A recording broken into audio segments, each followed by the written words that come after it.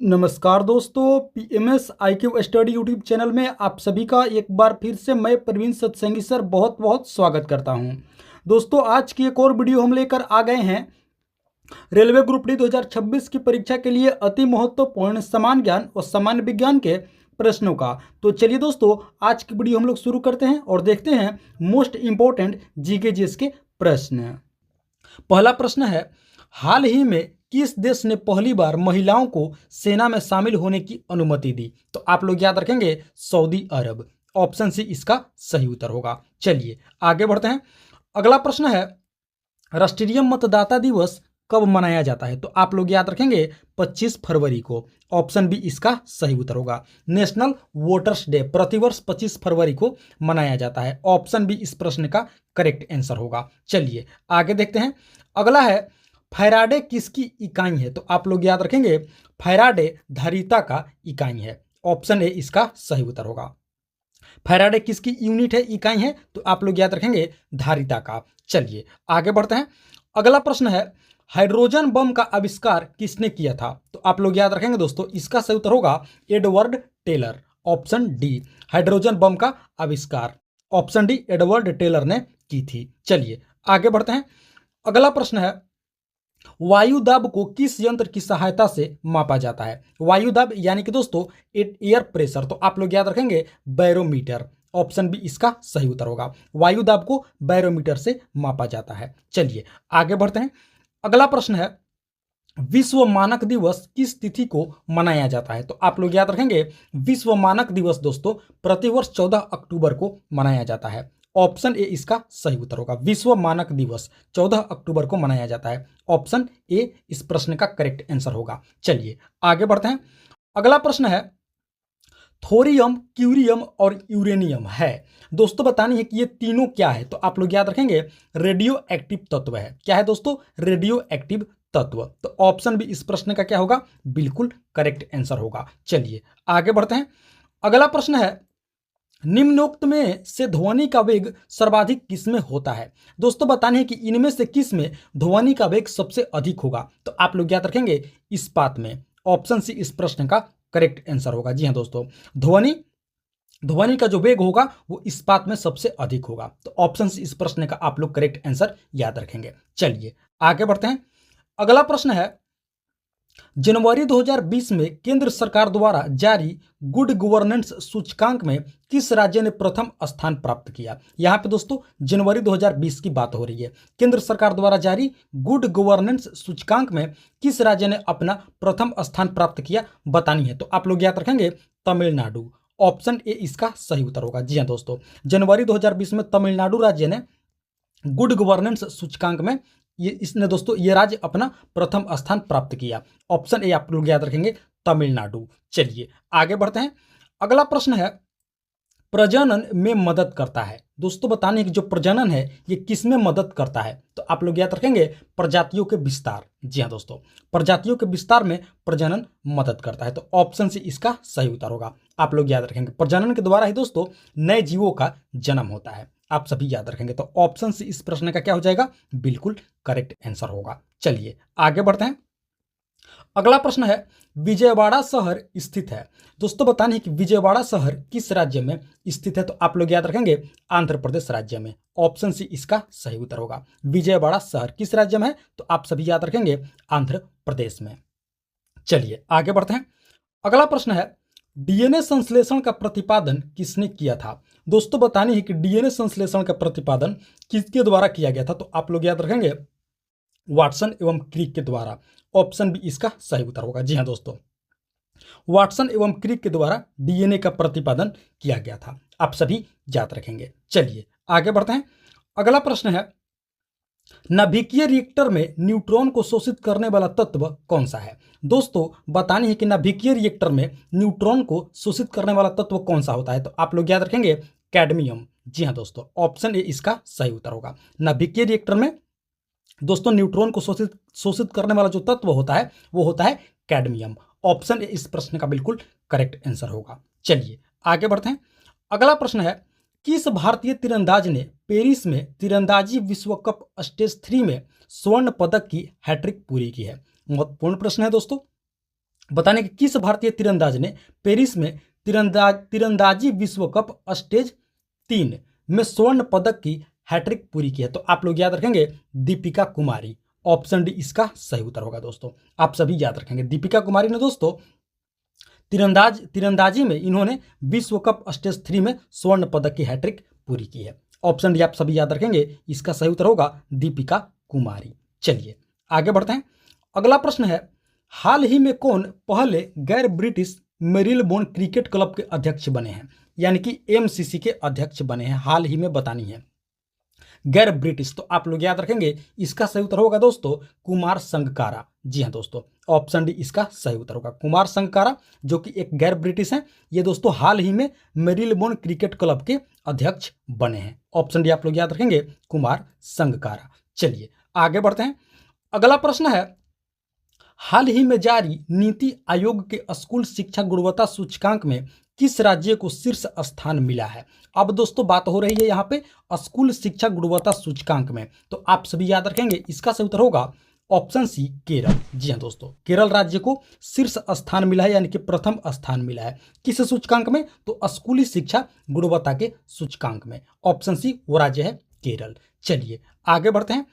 अगला प्रश्न है, दांत को स्वस्थ रखने के लिए निम्न में से किस प्रकार के भोजन से परहेज करना चाहिए? तो आप लोग याद रखेंगे इसका सही उत्तर होगा दोस्तों मीठा भोजन।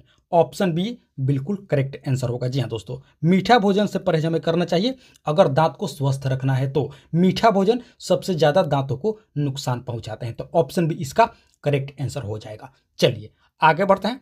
अगला प्रश्न है, निम्नलिखित में से आंध्र प्रदेश का एक प्रसिद्ध कौन सा लोक नृत्य है? दोस्तों बताने है कि इनमें से कौन सा लोक नृत्य आंध्र प्रदेश का एक प्रसिद्ध लोक नृत्य है? तो आप लोग याद रखेंगे इसका सही उत्तर होगा कुचिपुड़ी। Option D. जी हाँ दोस्तों, कुचिपुड़ी आप सभी को पता होगा आंध्र प्रदेश का एक प्रसिद्ध लोक नृत्य है, फोल्क डांस है। तो ऑप्शन डी इस प्रश्न का क्या हो जाएगा? बिल्कुल करेक्ट आंसर होगा। चलिए आगे बढ़ते हैं, अगला प्रश्न देखते हैं।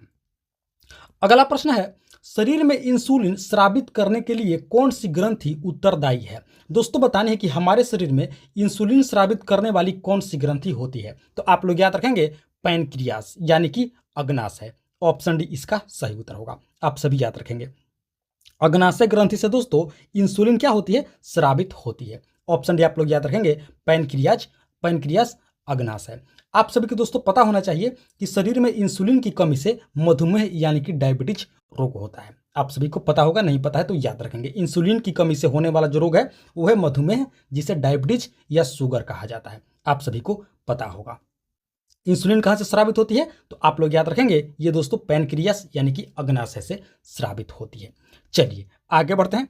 अगला प्रश्न है, निम्नलिखित में से कौन सा रोग हृदय से संबंधित है? दोस्तों बताने कि इनमें से कौन सा रोग हार्ट से यानी कि हृदय से संबंधित है? तो आप लोग याद रखेंगे एंजाइना पेक्टोरिस। ऑप्शन ए इसका सही उत्तर होगा। यह रोग दोस्तों हार्ट से संबंधित है। चलिए आगे बढ़ते हैं। अगला प्रश्न है, किसी पेड़ की पत्ती को लाल कांच से देखने पर कैसा दिखाई देगा? दोस्तों बतानी है कि किसी पेड़ की पत्ती को अगर हम लाल कांच से देखते हैं तो किस रंग का दिखाई देगा? तो आप लोग याद रखेंगे काली। ऑप्शन सी इसका सही उत्तर होगा। जी हाँ दोस्तों, किसी भी पेड़ की पत्ती को अगर हम लाल कांच से देखते हैं तो वो काला रंग का दिखाई देगा। तो ऑप्शन सी इसका करेक्ट आंसर होगा। चलिए आगे बढ़ते हैं। अगला प्रश्न है, तीर चलाने में प्रयोग की जाने वाली झुकी कमान में कौन सी ऊर्जा निहित होती है? दोस्तों बतानी है कि जो तीर चलती है, तीर चलाने में जो प्रयोग की जाने वाली झुकी कमान में कौन सी ऊर्जा होती है? तो आप लोग याद रखेंगे स्थितिज ऊर्जा। ऑप्शन सी इसका सही उत्तर होगा। जी हाँ दोस्तों, ऑप्शन सी आप लोग याद रखेंगे स्थितिज ऊर्जा। चलिए आगे बढ़ते हैं। अगला प्रश्न है, क्लोरोफॉर्म सॉल्यूशन में नाइट्रोजन के किस ऑक्साइड का प्रयोग किया जाता है? दोस्तों बताने है कि क्लोरोफॉर्म सॉल्यूशन में नाइट्रोजन के किस ऑक्साइड का प्रयोग होता है? तो आप लोग याद रखेंगे नाइट्रोजन पेंटॉक्साइड। ऑप्शन डी इसका सही उत्तर होगा। क्लोरोफॉर्म सॉल्यूशन में नाइट्रोजन पेंटॉक्साइड का प्रयोग किया जाता है। ऑप्शन डी इसका करेक्ट आंसर होगा, सही उत्तर होगा। चलिए आगे बढ़ते हैं। अगला प्रश्न है, जड़त्व का नियम किनके द्वारा प्रतिपादित किया गया था? दोस्तों बताने हैं कि जड़त्व का नियम किनके द्वारा प्रतिपादित किया गया था, तो आप लोग याद रखेंगे इसका सही उत्तर होगा गैलीलियो गैलीली के द्वारा। जी हाँ दोस्तों, ऑप्शन बी इस प्रश्न का करेक्ट आंसर होगा। गैलीलियो गैलीली के द्वारा दोस्तों जड़त्व के नियम को प्रतिपादित किया गया था, तो ऑप्शन भी आप सभी याद रखेंगे गैलीलियो गैलीली। चलिए आगे बढ़ते हैं। अगला प्रश्न है, नौटंकी किस राज्य का एक लोक नृत्य है? दोस्तों बताने हैं कि नौटंकी किस राज्य का एक फोल्क डांस है, तो आप लोग याद रखेंगे राजस्थान का। ऑप्शन सी इस प्रश्न का करेक्ट आंसर होगा। नौटंकी राजस्थान का एक लोक नृत्य है दोस्तों। चलिए आगे बढ़ते हैं। अगला प्रश्न है, निम्न में से कौन सा एक लाल संवहनीय संयोजी ऊतक है? बहुत महत्वपूर्ण प्रश्न है, बेसिक लेवल के प्रश्न है। इनमें से कौन सा एक लाल संवहनीय संयोजी ऊतक है? तो दोस्तों जाहिर सी बात है वो है रुधिर। ऑप्शन डी इसका सही उत्तर होगा। रुधिर यानी कि रक्त। रक्त क्या है दोस्तों? लाल संवहनीय संयोजी ऊतक होता है। तो ऑप्शन डी इस प्रश्न का क्या हो जाएगा? बिल्कुल करेक्ट आंसर होगा रुधिर। रुधिर यानी कि रक्त। चलिए आगे बढ़ते हैं। अगला प्रश्न है, सूर्य को देखने के लिए किस यंत्र का प्रयोग किया जाता है? दोस्तों बताने हैं कि सूर्य को देखने के लिए किस यंत्र का प्रयोग होता है, तो आप लोग याद रखेंगे हेलियोस्कोप का। ऑप्शन सी इस प्रश्न का सही उत्तर होगा। हेलियोस्कोप का प्रयोग किया जाता है सूर्य को देखने के लिए। Option C. चलिए आगे बढ़ते हैं। अगला प्रश्न है, 1905 ईस्वी में विशेष सापेक्षता का सिद्धांत सबसे पहले किसके द्वारा प्रस्तावित किया गया था? दोस्तों विशेष सापेक्षता का सिद्धांत 1905 ईस्वी में प्रस्तावित किया गया था, तो बतानी है कि किनके द्वारा, तो आप लोग याद रखेंगे अल्बर्ट आइंस्टाइन के द्वारा। जी हाँ दोस्तों, ऑप्शन ए इसका सही उत्तर होगा। अल्बर्ट आइंस्टाइन के द्वारा दोस्तों 1905 ईस्वी में विशेष सापेक्षता का सिद्धांत प्रस्तावित किया गया था, तो आप सभी याद रखेंगे ऑप्शन ए इस प्रश्न का करेक्ट आंसर होगा। चलिए आगे बढ़ते हैं। अगला प्रश्न है दोस्तों, अगला प्रश्न है मेलियोडोसिस क्या है? दोस्तों बतानी है कि मेलियोडोसिस क्या है, तो आप लोग याद रखेंगे एक संक्रामक रोग है। क्या है दोस्तों? एक संक्रामक रोग। ऑप्शन डी इस प्रश्न का करेक्ट आंसर होगा। चलिए आगे बढ़ते हैं। अगला प्रश्न है, भारत में समुद्र तल से सर्वाधिक ऊंचाई पर क्रिकेट का मैदान किस राज्य में स्थित है? दोस्तों बतानी है कि भारत में समुद्र तल से सबसे अधिक ऊंचाई पर क्रिकेट का मैदान कहां स्थित है, तो आप लोग याद रखेंगे हिमाचल प्रदेश में। ऑप्शन ए इसका सही उत्तर होगा। ऑप्शन ए आप सभी याद रखेंगे हिमाचल प्रदेश में दोस्तों सबसे अधिक ऊंचाई पर क्रिकेट का मैदान स्थित है समुद्र तल से। चलिए आगे बढ़ते हैं। अगला प्रश्न है, निम्नलिखित में से किस प्रकार की किरणें हैं निम्नलिखित में से किस प्रकार की किरणें हैं पृथ्वी के वायुमंडल में प्रवेश नहीं कर पाती हैं? दोस्तों बताने कि इनमें से किस प्रकार की किरणें पृथ्वी के वायुमंडल में प्रवेश नहीं कर पाती हैं, तो आप लोग याद रखेंगे एक्सरेज। ऑप्शन बी इसका सही उत्तर होगा। आप सभी याद रखेंगे दोस्तों। चलिए आगे बढ़ते हैं। अगला प्रश्न है, परमाणु के भीतर न्यूट्रॉन द्वारा प्रोटॉन पर आरोपित बल क्या कहलाता है? दोस्तों बतानी है कि परमाणु के भीतर न्यूट्रॉन द्वारा प्रोटॉन पर आरोपित बल को क्या कहा जाता है, तो आप लोग याद रखेंगे नाभिकीय बल कहा जाता है। क्या कहा जाता है? ऑप्शन डी इसका राइट आंसर होगा। परमाणु के भीतर न्यूट्रॉन द्वारा प्रोटॉन पर आरोपित बल को नाभिकीय बल कहा जाता है। ऑप्शन डी इसका सही उत्तर होगा दोस्तों। आप सभी याद रखेंगे। तो दोस्तों ये थी हमारी आज की रेलवे ग्रुप डी 2026 की परीक्षा के लिए अति महत्वपूर्ण समान ज्ञान व सामान्य विज्ञान के प्रश्नावली वीडियो।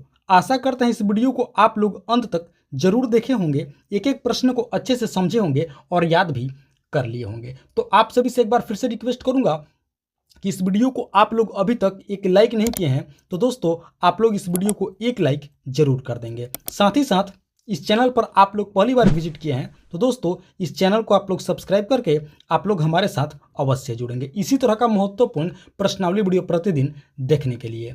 तो दोस्तों इस वीडियो में फिलहाल इतना ही, मिलते हैं एक और मोस्ट इंपॉर्टेंट वीडियो लेकर के। तब तक के लिए आप सभी का बहुत बहुत धन्यवाद। जय हिंद दोस्तों।